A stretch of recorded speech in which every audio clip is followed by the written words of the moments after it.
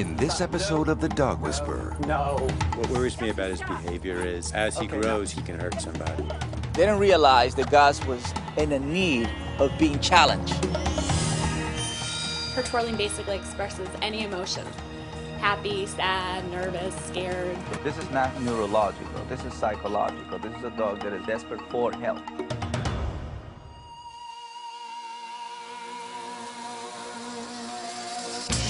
My job is to help people to understand what dogs really need. When a dog is balanced, you're going to enjoy a true friend. My dream is to share the knowledge that I was born with the rest of the world. I love what I do.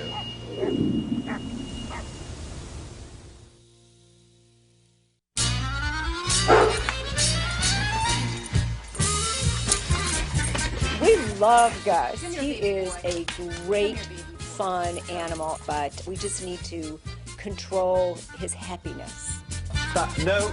Ted Rosenfeld and Shelley Yassine both have high-powered jobs in the entertainment industry, and they're used to calling the shots. But once they adopted their second Bouvier, 14-month-old Gus, the playful adolescent soon became the boss of their household. He's just a big, goofy, dumb dog. He's just a friendly guy. The biggest problem is his jumping up on people when he first meets them.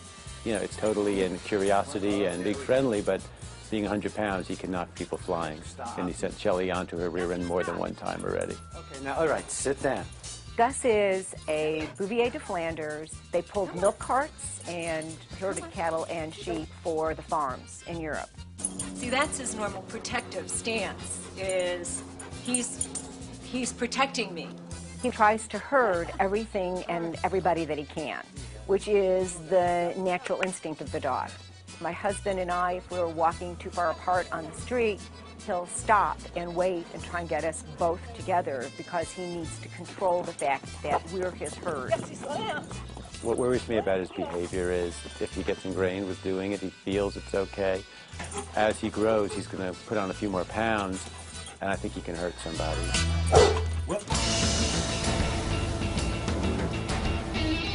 Ted and Shelley call on dog behaviorist Cesar Millan to help them learn how to bring Gus under control without breaking his spirit. We need to always put him outside when we have company. Bouviers need to be with people. They do not do well when they are separated from their flock. And so this is very important to us. When do you guys meet with him? He was about 4.5 months old when we got him. He was supposed to be a show dog, grew too big. So 4.5 months old, and when do you guys get to see excitement or hyperactive behavior from him? About 4.5 in one day. So right away. Out of the box. So we tried working with him, thinking it was something we could train him out of, because we'd done that with the other dogs. Didn't work. Here, he jumps on you, he bats you with his paws. Like a wrestler. Yeah, he's a challenge. I've been reading different books about the training, trying to see what makes sense. I don't know whether it's anxiety, energy, or what, but he just goes. My hopes are really high. This is a couple who really want to make things work, who understood what type of level of energy Gus is. So Gus will never achieve balance if the level of energy is not being released. You guys wake up in the morning, go for a run, play volleyball, play whatever. Tell me what your style of play is. Really, because of the jobs we have, we're up early and we have to be in early. So in the morning, we take him out back, we'll play with him a little bit out here, but the walks usually happen in the evening. Where we're dealing here is a high-level energy dominant state of mind, dog. You guys are mellow type energy. Right, right. So to control a high-level energy kid like Gus, you have to really do the exercise before the dominance. You remember, once you come back from work, you're tired, so your level of energy is low. Right. And his is still like, you know, Yeah. the level of energy he was just woke up with, plus the frustration he developed by waiting until somebody, you know, opens the door and takes him somewhere. And you know that makes sense because after a long walk, on the last leg of a long walk, he's great. He's great. And the beginning of the walk, it's, you know, rip your arm out of the socket. But see, Gus is only doing that once a week. So it's not enough. It's not enough for a guy like Gus. especially in the stage he's in right now. From 8 months to 3 years is adolescent stage. That's what he is. Yes, yeah. He's a teenager. He's a teenager. Yeah, that's... Plus, he's full of energy. You see, Okay. but he has no purpose in life. This type of breed enjoyed herding sheep, herding cows, or anything that works in a group, they love to herd. They didn't realize that Gus was in a need of being challenged. He doesn't have a job. Right. And this guy is born to be president of the United States if he wants to. Yeah. You know, or president of anything. Right. That level of energy allows you to achieve the top. But when you don't get to use that energy, you get frustrated. So the bouncing thing is a negative energy. Right. The pushing thing is a Right. negative energy. Come on, Gus. This is Gus. This is Gus. He's awesome looking. I like Is it? him. He is. Hey, Gus, come back here. Come on.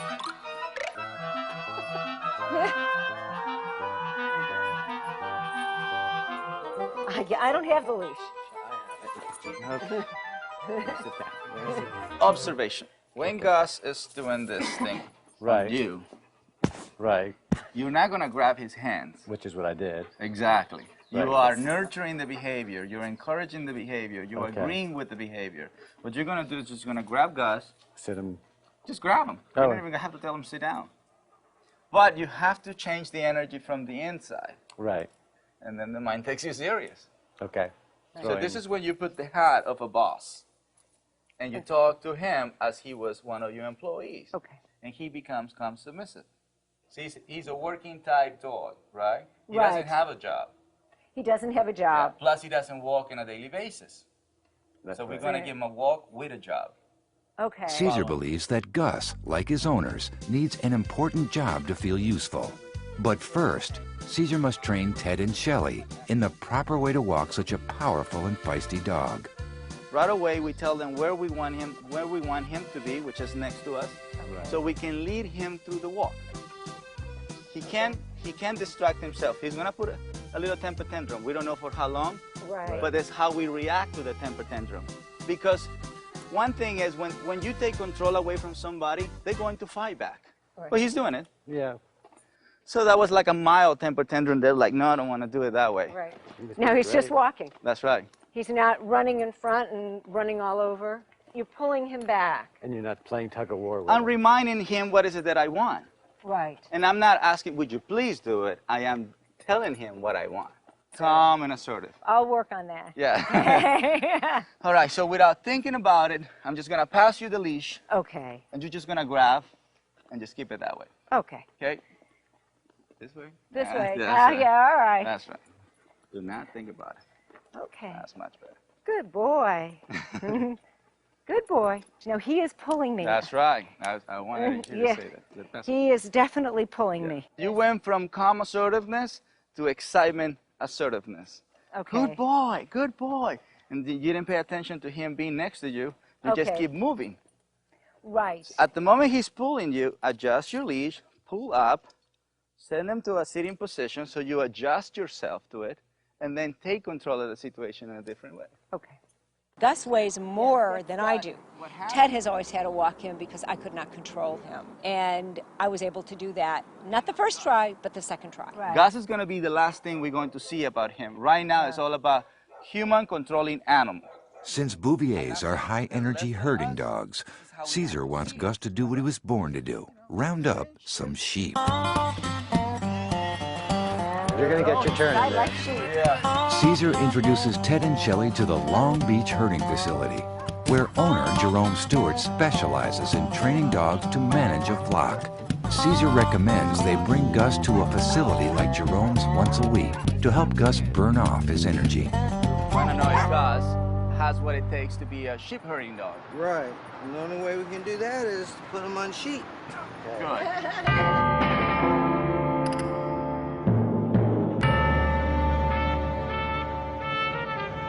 Mother Nature's given us a big hand. She's put in here something called instinct. Okay, so he already comes packaged, know how to do this. Okay. Okay, now the problem is it's locked behind the door. So we have to unlock the door. This is one of the greatest days for a dog, to tell you the truth, because he gets to be a herding dog. He gets to experience and release a lot of that energy that he has accumulated during all these 10 months that he's been living with them. Walk up. Before Gus's innate herding drive kicks in, there's a danger that he'll go into prey drive and try to attack the sheep. So Jerome lets Gus's leash slow him down and monitors his movements carefully. There we go.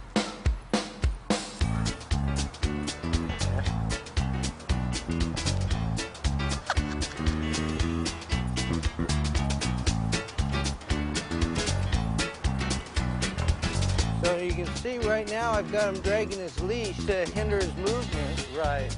Once we get him past his prey drive. Genetics kick in. We got to get past that part right there. But Gus needs to herd, not hunt the sheep. Yeah. Gus! Gus!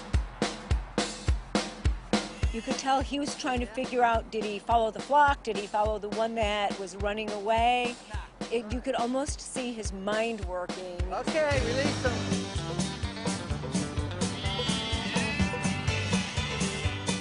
Then it happens. Gus begins to swing wider and focus on the sheep that are straying. See the difference? Yeah. See how he swung out? Now he's hurting. Gus was able to do it. In a matter of minutes, he went from prey drive to herding drive. Now all you gotta do is try to get the power steering on him. Good boy. Yeah. Good boy. I couldn't stop myself from laughing because I was so happy for him. And at the same time, I was enjoying the whole scene of, you know, such a natural scene. And this is no street, this is no cars, this is no home. This is just sheep and a dog. That's great. Good boy. That's absolutely great. Now you can walk him anywhere you want. Good boy. Good boy. This bouncing Bouvier has finally found his calling.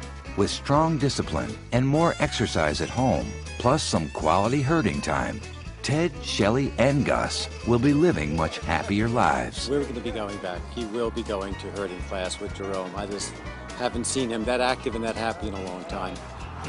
It's exciting when they quit the prey stuff and all of a sudden they start working. Look at a whole different dog. A whole different dog already. I think he'll end up being a pretty good herding dog. Gus is going to be fine. It just doesn't get no better than this day for him. You know, this is like born all over again for him, you know, full of possibilities. You did it.